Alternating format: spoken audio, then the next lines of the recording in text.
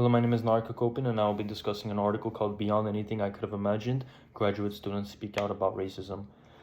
This article shares results from a study done by an organization known as Nature. This organization surveyed students around the world regarding their experiences with discrimination in their respective schools and locations. They surveyed 3,253 people, and of those people, 21% of them stated that they are a part of a minority or racial ethnic group.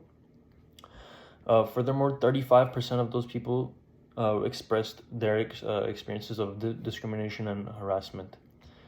Even though these acts of discrimination are actively occurring in these schools, in most cases, the supervisors in charge of preventing such events from occurring have not been acting out.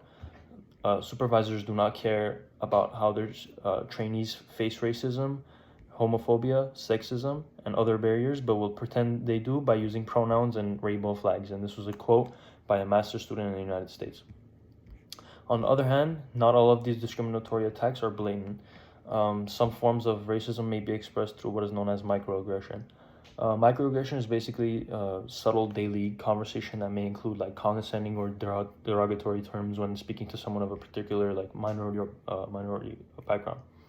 One PhD student in the United States communicated his experience in his upper level biology classes where he was often the only black person, mentioning things like other students calling him articulate, which he felt was racially motivated, and inferred that his racial background would prevent him from achieving normal levels of communication that he should be.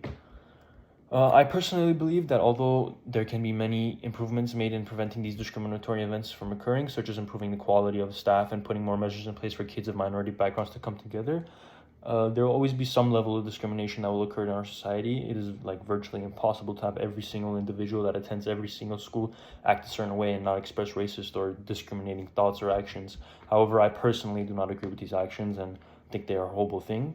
I truly believe that if there is any feasible methods that can be possibly put into place to prevent such instances from occurring, that they should be immediately evaluated. Thank you, and that was my presentation.